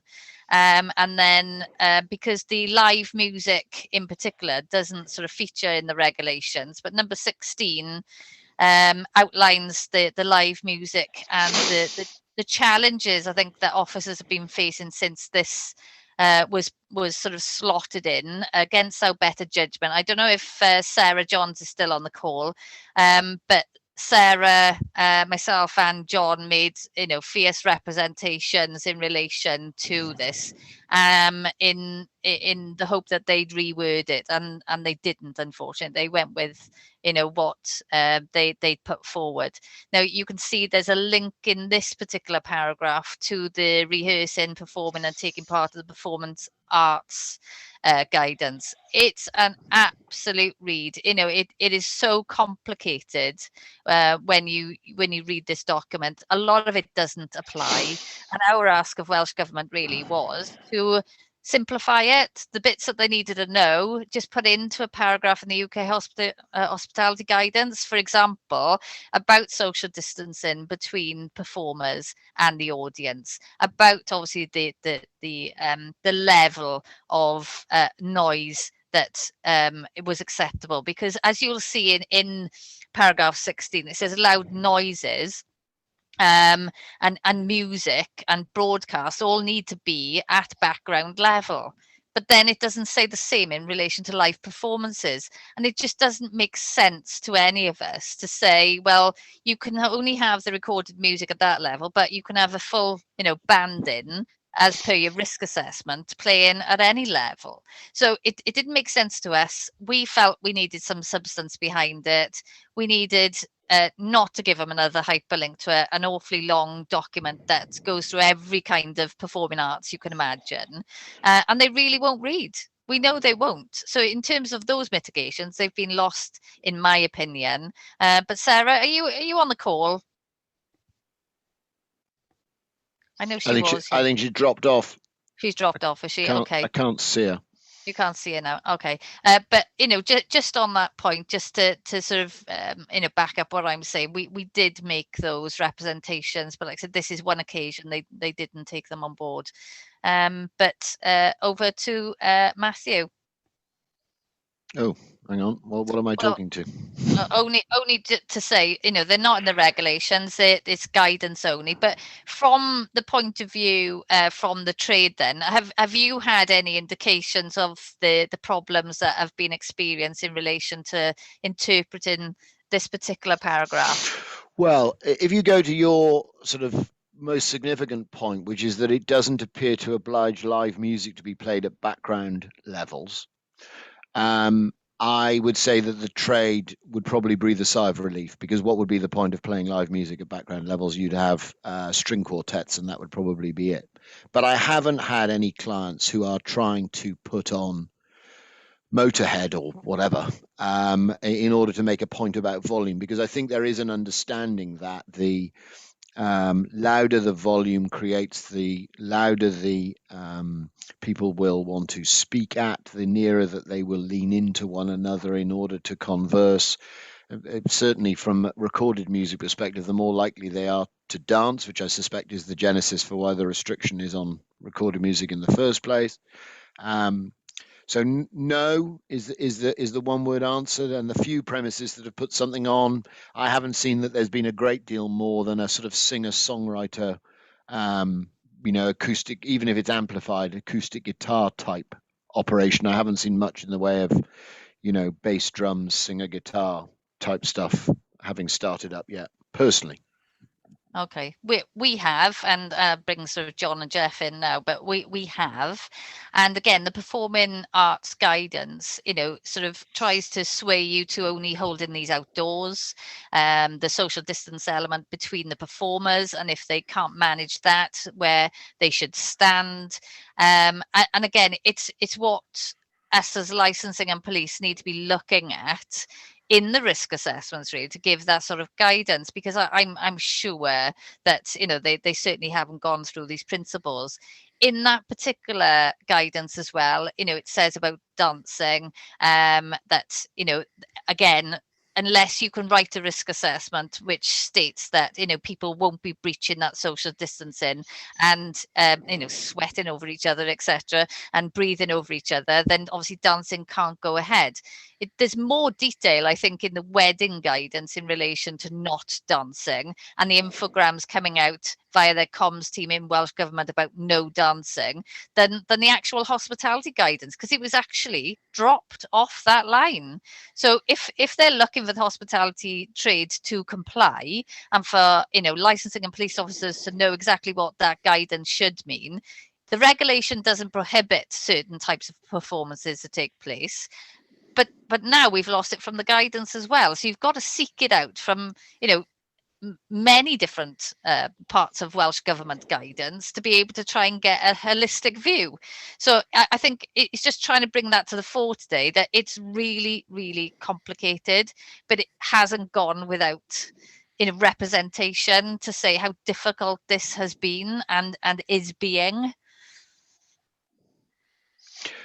Yeah, I mean, I hear all of that, and the fact that there are, and you touched on it earlier, disparate parts of government not seemingly being as joined up with one another's thinking and their drafting of their various pieces of guidance. I mean, that's beyond any doubt, really. It's what it is. The only thing that I would say, just on the specifics of dancing, is that I do think that the messaging that nightclubs are not permitted to trade unless they effectively don't operate as nightclubs, and therefore don't have music or dancing. I think that message is out there, though, pretty loud and clear. And I think that an understanding that dancing and social distancing are oil and water, I'd be very surprised if there were many who didn't understand that now. I know that if you go back to August when we were permitted reopening, not everyone got that then and didn't understand it. But now I'd be surprised if there was much of that. I think from my point of view, a lot of premises are using the space they would normally use for live music or entertainment for seating. We're in that space where they'll do that now, but once the 2 meter mitigation, if and when it goes, then that space will become available again. So that's when we've got to start looking at it, and we have got time to advise people between now and then, because that space is being used for table service. That's not quite the same when you look at hotels and holiday parks, where they have specific areas for entertainment. That's been a major challenge, and I think particularly on the coastal areas where we've got caravan parks and holiday parks with big venues and hotels that have actually their own theatres attached to them. That's where we've been struggling, and I think that's been across the board. But with perseverance and with local discussions, we've been getting there. Yeah, and Jeff, have there been a lot of live music starting up in Cardiff again? You know what? No, actually, it's a straight answer. Rob Ginson's just come in now from my team, who's been out and about today on some job-related stuff, and I've been asking him that question just in case I'm too far outside the loop. But Rob agrees with me that no, we haven't seen that much of it, and we both put it down to the fact that it would take up so much space within a premises, obviously with the curtailed amount of space they've got anyway, and usually prime space in Cardiff, sort of city centre. Then, frankly, we're not seeing that much of it there at all. So, as a result, it hasn't really gathered momentum. It must be more musical down west. Yes, yeah, as you can tell. I'm sure you are. But we've seen a lot of roof terraces start having small bands. More of our rural premises doing it, maybe in the car park. And we're now seeing it creep into the city centre. So it'll be interesting to see how, you know, that sort of transpires over the summer. But I'm certainly aware of some events that are proposed at hospitality in their car parks going forward. So I know we'll come on to that conversation shortly, but just to make that point really, that, you know, people are starting to get that appetite now. There's a nice little bit of weather coming, you know, making plans to have maybe some of these regulated events, which is obviously, you know, causing a bit of a nightmare. But if we can we move to the topic on the Euros, and then we'll finish off with the events and hospitality rules. Matthew, do you want to Yeah, kick no, off? I'm happy to kick it off. Just in terms of the Euros, when Yvonne and I were speaking yesterday, when John, Jeff and I were speaking earlier today with Sue, we actually thought the Euros was probably a more interesting conversation than necessarily an you know, here's the regulations, here's the guidance, because you know, TV has to be played at certain volumes, customers have to be seated indoors, we've got table size, we've got no mixing. I mean, you know, when Wales beat Italy 3-0 on Sunday, good luck with that. No aerosol-borne transmissions, so you oughtn't to be having any shouting. Good luck with that. If any of you watched it on TV on Wednesday, you may have raised a slightly quizzical eyebrow at the fan interviews that followed the match, not from Baku, but from closer to home. I mean, I think from the legal perspective, it's the risk assessment's probably the point to make, is that if people are putting the match on, indoors or outdoors, and the inevitable, you know, and perfectly frankly legitimate excitement that you know, that any international sporting event generates, not least the, you know, second time we've qualified in 57 years for one, just needs to be managed carefully. I know that as a solicitor, I shouldn't really say this, whether it can be managed to the absolute precise letter of all the regulations, frankly, I'm less than convinced by.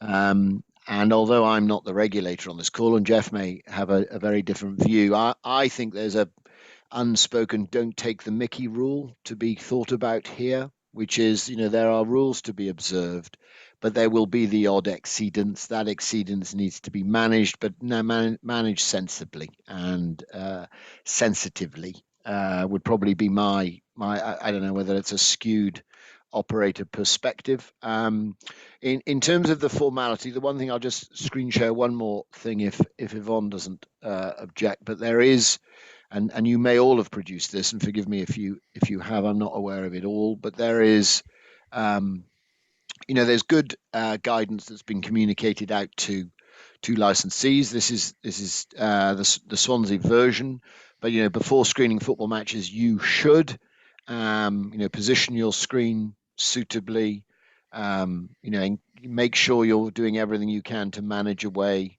unusually close gatherings, you know, remind people not to raise voices. As I say, good luck with that.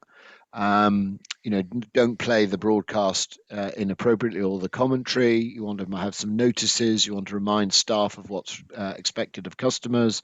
Early intervention. Explain the rules.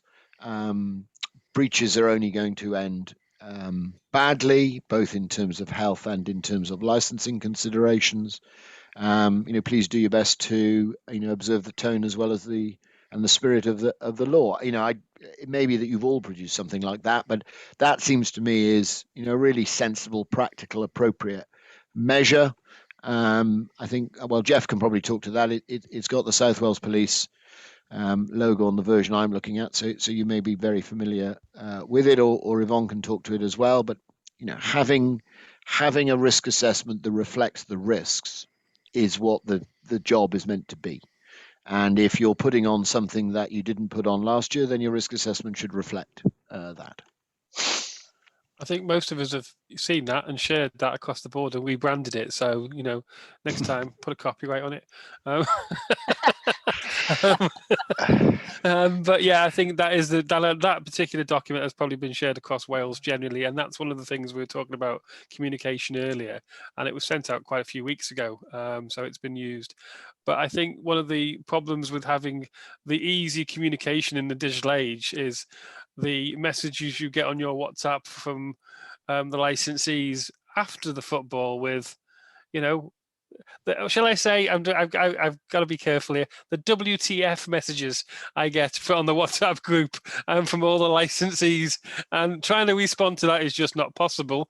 But then you get the follow-up is, yeah, we understand that, the instance where you put everything in place and it's not going to go quite right, and people do and we have to have some form of tolerance to that. And can I say that, we distributed this last year, obviously amended it for this year, and it's really helped licensees as well, because we had a few instances where in Swansea were playing Cardiff, and we did a lot of work, before those matches, and we intervened at our actual, pubs that are football related pubs, and we did a lot of work with them. It helped them. They were able to put the notices up, speak to people, and as soon as the first trouble erupted, the broadcast was switched off and they were turfed out. And it really sort of empowered them, if you like, then to say, look, the authorities have told me this is what I've got to comply with. If you're not gonna meet those requirements, you're out. And they did that in 2 premises I could name. So I think it does have some worth, and we might say, oh, good luck with that. However, it has helped some. And I'm not expecting them to curtail all the behavior, but it does help, I think, to assist them to know what the rules should be. But Jeff, I suppose it's probably a good time to come in really and speak about the fan zone in particular in Cardiff. Well, in the Vale it was, wasn't it? Yeah, 2 things I want to try to get separated off. We do a sort of premises first, and then perhaps just go on to the potential of like larger scale fan zones, which is our sort of quiet and spoken dread, frankly, within our policing area that we might be facing next. Much though, as football fans, we'd all want to see Wales go on and on and on. So we've already cancelled our leave for the 26th of June, when the next match is coming either way, hopefully. But yeah, in terms of the premises which has been sort of alluded to already, I won't name them, obviously, just for sort of professional reasons. But yeah, it's clear there's been sort of national publicity about one premises, and it was used as to demonstrate, if you like, the outpouring of celebration on Wales beating Turkey. And then when we all looked at those photographs as sort of semi-professionals and professionals, then all we can see within that are what would appear to be quite obvious breaches of some of the regulations. You could almost use them as a training exercise. My team have been down there, with the sort of shared services as well this week, and they've got an explanation out of the premises that actually, unrefreshingly, sort of makes some sense, to be perfectly honest. That there's an acceptance that what went on there within those photographs really wasn't spot on. It's a snapshot in time. It was controlled for the vast majority more than that we obviously didn't get pictures of seeing it. And also, I've got to be careful how I word this in terms of this could go public, but you've also got to bear in mind that the media's got an interest perhaps in making things as exuberant as possible, let's put it that way.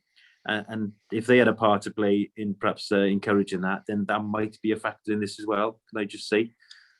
So yeah, all in all, I think it's the sensible thing that I think, has been alluded to earlier, why we don't just look at the sort of headline stuff and go wading in with 2 feet and have a look at, what's going on, why is it going on, what do we need to do to prevent it next time, and a bit of an explanation as to the circumstances. And with all that's taken said and done, that premises will continue to show the next match. They'll just do it probably with slightly less numbers and slightly more staff, and be forearmed that we'll be keeping a close eye, which I think is a reasonable outcome out of the whole thing, to be perfectly honest.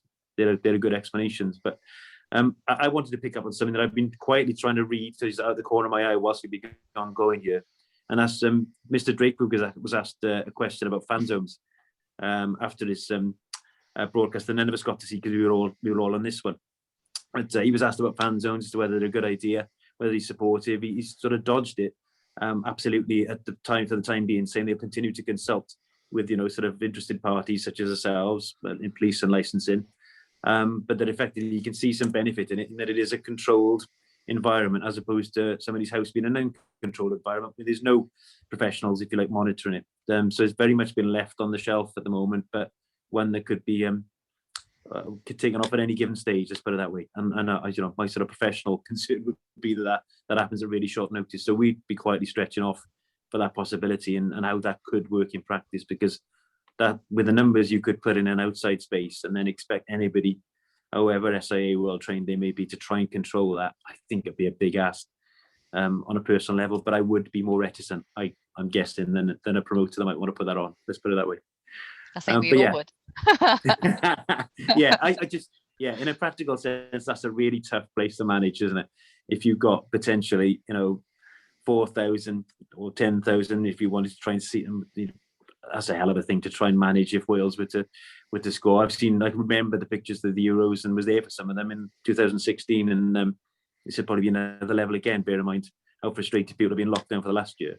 I'm conscious of time, so by all means, maybe I'll pitch it the other way. If there's anything anybody wants to ask about the Euro stuff, by all means throw it in, and I'll try and answer it as honestly as I can. But in essence, we've seen it coming. We've gone up proactively to premises. They seem to be managing it well, and we remain with our fingers crossed that it carries on that way, really. Absolutely. In the spirit of the discussion that Jeff's just done, do you mind if I have 13 seconds of your time? And I apologise for being such a child, but just for the comedy of it.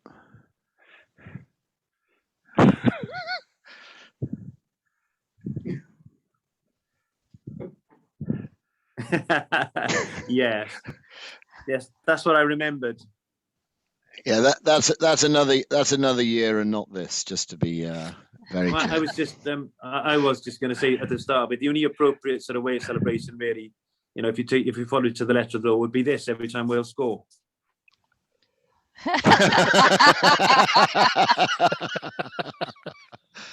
Yeah. Okay, so can we move swiftly on then, because we need to talk about Regulation 57, Regulation 17, events and hospitality rules, which is really, really exciting stuff.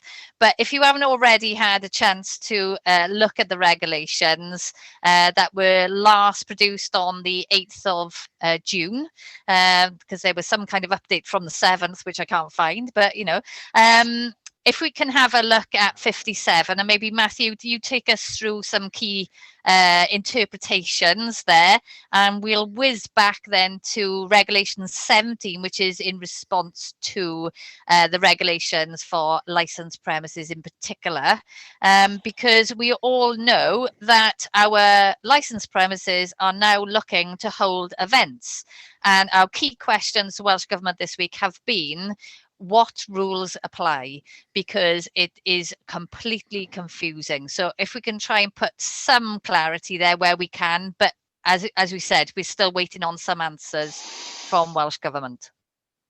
Do you mind if we just do 17 first? Just you carry on, because I had 17 up in front of me, so that would just be easier if we might. So 17 is here, and you will see the blue and the red, which, to be fair to Welsh Government, is effectively the track changes version that they've produced that allows you to see the finesses and the amends. And I'm not their biggest fan in terms of communications, but actually, to be fair, this is helpful. I'm not going to plan and take you through it all. The bit that I thought and we thought might be of interest particularly is this bit, which is the part that talks about being seated when ordering, being seated when consuming, which I think is the point that goes to Linda's point about it being confusing between events and hospitality premises earlier. My view, and to understand this subsection, you've got to default back up to here. So what effectively this says is that customers have to be seated when ordering, when being served, and when consuming. And although this is a bit of a pithy summary, what this says here is that in cinemas, sports ground, or theatres, or at persons who are at a regulated gathering or event that is outdoors, You don't have to order your food or drink when seated. You don't have to be served when seated, but seemingly it obliges you to be seated when you're consuming. And so in the context of sort of illustrative examples, you could have an outdoor event with good numbers where people would be outdoors, where people would be perfectly entitled to go to the bar, to order, to take a drink. And yet, as they move away from that space, they have to effectively sit on the floor before they should bring the pint to their lips. You can draw your own conclusions as to how either well drafted or well thought through, or frankly, if I'm honest, probably the better and kinder thing to say is how well observed that will be. But that does appear to be the regulation as things stand. And if you, there's no other way to read it. Now, to be fair to the First Minister, the part of the although albeit the detail to follow, but part of the presentation earlier this morning did say that revised guidance / revised regulations would be part of what comes out next week, and that there were areas of finesse and improvement. It may very well be that this is an area of finesse and improvement. I don't know. But you would have thought that would have been an area that would merit some careful consideration, because although I think that once you work your way through it, it's easy to understand what 17 says, that it's fairly clear that consumption is excluded from the exceptions. You kind of rather wonder whether anyone will get or do that. Yvonne, is that a fair observation? Let me find 57 while perhaps you talk to that. I think so. Yeah, I think that it's been a number of scenarios we've put together for Welsh Government, and one being that where you've got a standing event for 4,000, does it actually mean that they have to sit down on the ground whilst they take a bite of that burger or take a sip of that pint? And that's effectively what it's saying. They have to be seated for food and drink, to consume that food and drink. So it is, it's just something that I just plead with them to change and, make sense of it all. I understand it a bit more if they're trying to think of a stadium and you've gone to the concourse and bought your food and drink, and you can't, drink that until you get back seated, to watch your live performance or your footy match or whatever. I can see that. I can see it in a cinema. You go to the counter there, and again, you're seated whilst watching the film, eating and drinking. Same in the theatre, but it specifically says in that 4B that it's for outdoor events, and it just does not work. And I just don't think they think of these matters on a practical level as we do, and come up with our wonderful questions that they absolutely hate John, Sarah, and myself asking on a regular basis. But one point I think that we wanted to make was, what is a regulated event or gathering as opposed to a regulated activity, which was an organised activity before. And Matthew, if you can share in the interpretation in Regulation 57, it now does explain that in some detail. And I think this is crucial to us then interpreting the event that the hospitality premises wants to put on. So we'll go to that next. Yeah, so I think, correct me if I'm wrong, it's 57, which is the interpretation part of the regulations, which itself runs to about 4 sides of A4, and then it's 57.7, which hopefully you've got on the screen in front of you now, and it's not easy is the only way to put it, I think. So the bit that I think that is important, well, there's reference obviously to risk assessment, because none of that is overtaken by risk assessment, but you effectively move into section 8 here, which I've tried to highlight. The place where the gathering or event takes place, regulated within the meaning given by regulation 15. Then you go into 9, For the purposes of these regulations, a regulated gathering or event is not to be treated as being other than outdoors. And it's these double negatives don't really do anybody any favor. But if the provision of the food offer is indoors, you can still be treated as being effectively outdoors. And it's, I'm afraid, a matter for you to persuade, I think, yourself that you fall within this. And what this is broadly,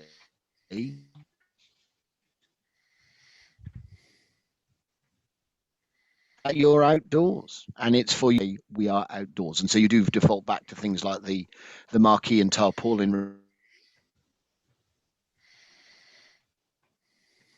I think we're losing Matthew. I can't I can't scroll the page up, but I think just whilst we get Matthew back, subsection 4, which is just above what's on the screen there, does outline exactly what a gathering is. So it says a gathering when 2 or more people are in the same place in order to do something together. An event is an occasion which is planned or scheduled for a particular purpose and at which any number of people are in the same place for that purpose, whether or not they are participating in a gathering at the event. Now, again, some of the questions we raised in the hospitality meeting was in relation to, well, what does that mean in practice? So we had a number of examples explained to us, and they were, if you were going to the pub for the purpose of meeting your friend and having a pint, and in the corner of the garden they had an acoustic guitar and a singer, is that an event? And the conclusion reached was no, because the purpose was you weren't all going there to see the acoustic guitarist and singer. You were going to the pub for a drink with your mate, and it was just incidental. It was business as usual. Whereas if Little Mix were playing in your local Tug and Turbot, then obviously everybody would perhaps buy a ticket in advance. They'd all be going to see Little Mix, and they were all going for the same purpose. It was organised by the business. You go back to paragraph 7, where it's a regulated event in a regulated premises, and therefore they'd have a risk assessment in terms of that, of how many tickets they could sell. But one of my key questions was then, do hospitality rules apply? And having had a sort of quick response from Welsh Government is that no, if it's an event, it can be up to 10,000 people seated, or it is up to 4,000 people standing. So we really do need to get our heads around that analogy now. We need to interpret it in the right way.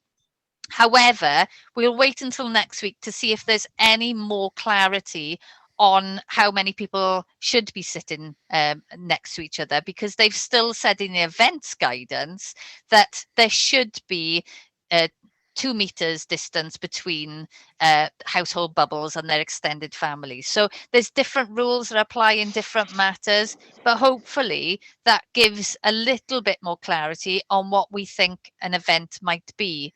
It's not all going to be ticketed. It's not mandatory for it to be ticketed, but that risk assessment is key. It's about knowing how many people may be interested in that event, the time of the event, what the attraction is. Obviously, as Jeff said earlier, it's looking at the numbers of people that your premises need to staff and to be able to control. So there's lots of things in that risk assessment we need to be aware of. But I think this has been the biggest issue for us in the last week or so, in trying to determine what is an event and what is not an event. Now, interestingly, one of the questions was in relation to live broadcast of maybe the Anthony Joshua fight, that kind of thing. Now, again, I would have thought that was everybody going for the same purpose, and yet it's caught under a broadcast and is business as usual. Whereas the explanation of a fan zone, for instance, where everybody goes for the common purpose of watching that match, is therefore an event. So it's as clear as mud in some circumstances, and I can see the logic in others. Hopefully next week we'll have a bit more detail coming out now they've seen the practical problems that we've been facing over the last week or so and brought to their attention. Back to you, Matthew. Sorry, I stepped in as you. Thank you. I seem to froze it. No, I agree with all of that. The only point I think I'd make, which goes back to Linda's point from earlier, it does read to me as though the gathering events guidance trumps, for want of a better phrase, the hospitality guidance. If you are a legitimate gathering or event, then the hospitality restrictions, which are obviously much tighter than the gathering event restrictions, don't apply. So you're not, for example, tables of 6, seemingly. But we'll wait on that for next week. I think that might be something. That's a guess, and I'd be the first to admit it's a guess. Yeah, I think that's the caveat today, really. Look, we've got to wait for the devil in the detail next week. Okay, has anybody got any questions around that we probably can't answer? But anybody got any comments or questions before we wrap up? Because we're 6 minutes over time now. I know there's school runs to be had and all sorts. But if there's anything, Sue, can you see anything or? No, I can't see anything at all. Marvellous. Okay. Well, if I can just thank, obviously, our speakers today on behalf of the Welsh region. I've thoroughly enjoyed it. Hope all the participants today have too. You know, just keep safe, keep doing what you're doing, and we'll try and keep sharing all our experiences and our knowledge as we've been doing through the various channels. But we really can't do that without everybody's support. So we do thank you for turning up and participating today as well. So thanks everyone, and thank you, Sue, for setting up and facilitating for us behind the scenes. You're more than welcome, and thank you to you all. It's brilliant. Pleasure. Take care, everybody. Thank you very much. Thank you. Bye bye. Bye bye. Cheers.